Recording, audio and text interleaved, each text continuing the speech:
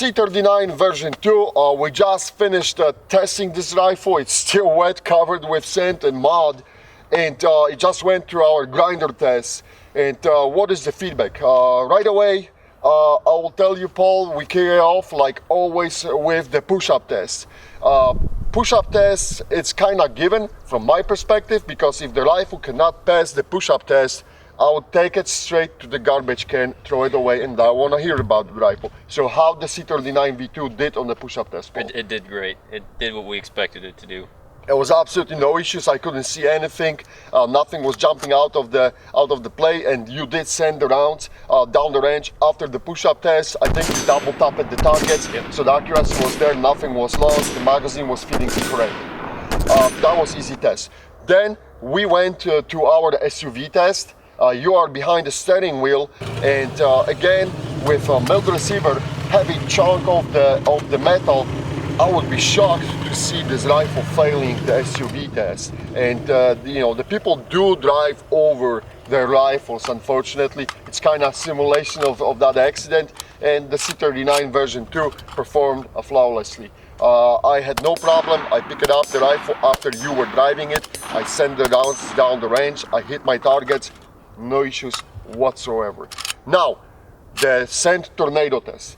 This test caused a lot of controversy the last week when we were testing the RAS 47. There was a lot of discussion about it. Guys, we want to make sure that the rifles are always functioning when going to each of the stages. So we do the control firing before each of the stages to make sure that the rifle cycles.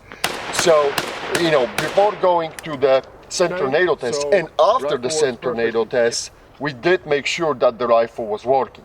So again, Sand Tornado test, it's a setup for failure. What it means that every rifle will fail this test. The only question is when.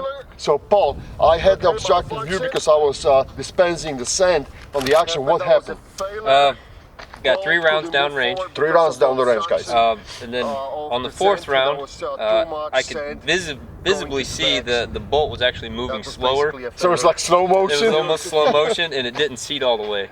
All right. Then that's sand and grit, you know. That's sand and grit. And that was expected to happen. There was 3 rounds down the range, and the 4th didn't go off.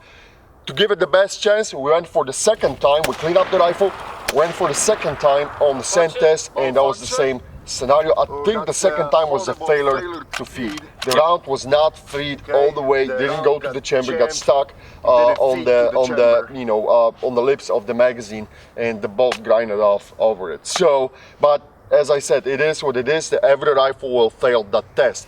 Now, drop test. Did anything specific happened during the drop test? I think there was a funny moment when the butt plate from the B5 stock jumped off. But again, Paul, you're dropping the rifle from the waistline to the floor. And that happens at the homes across America all the time. The people, they do drop the rifles. Did the rifle function? Yes, it did. So we had 5 rounds in the magazine? 5 rounds. 5 rounds. All 5 rounds went down the range. And just to make sure that there is no magic, no cheating, we drop it the 2nd time. We flip it and drop it 2nd time, and again the rifle worked correctly. We also used a different magazine. We also switched to the different magazine just to make sure that this wasn't some cool setup magazine, so that the rifle worked. With the exception of the hiccup from the butt plate, but this just snapped out from the latches, no big deal. Then going before the creek test, again, we want to make sure the rifle is working, and before taking the swim test, Paul, the rifle was cycling, so there's no question about it. Again, you were throwing the rifle to the water. How was your feedback on it? Well, I expected something to go wrong, but C39, it performed well. Well, you guys have to realize this creek, it's a nasty creek because it's not like a beautiful ocean water. We have rocks, we have a little sand at the bottom. So when you're dragging that rifle, it's collecting all that garbage junk, and you can see all over the rifle right now. This is what is going to the action of the rifle too. Again, you put it in the magazine, all rounds went through.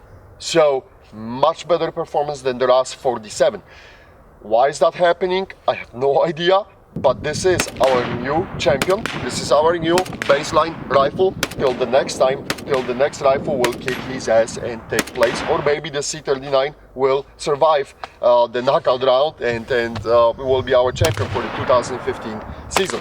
But that's basically what it is. Guys, this is a little bit pimped rifle by us. We put the M4 stock adapter from the Rifle Dynamics. We got the B5 stock on it and UPG pistol grip and the Mission First Tactical rail. So this rifle is kind of friendly for accessorizing. At least you can put the M4 stock adapters on it, some of them, and they work. But if you want to accessorize it, you got some options. And Paul, we both have these rifles for you know, since the end of December last year. And so far the rifles are performing very well. The one thing which I would suggest to the Century Arms is, guys, take the good 4150 barrel out of the RAS 47, put it on a C39 version 2. And how about installing the side rail for the optics? You know, and that should be a given accessory on every AK rifle. Why not to have it? It's like $20. Why not to have it? So then I think so that the C39 version 4 would be a even better rifle than what we have here. That's it, guys. Please let us know if you have any questions about this video. Also, if you want to, the best way to support the union to help us absorb all the costs is to visit our online store, www.ak4774.com, do some shopping, pick up t-shirts, hats, pick up some accessories which we are using on daily basis and help us to run the union, okay? Thanks for watching, guys, and see you next time.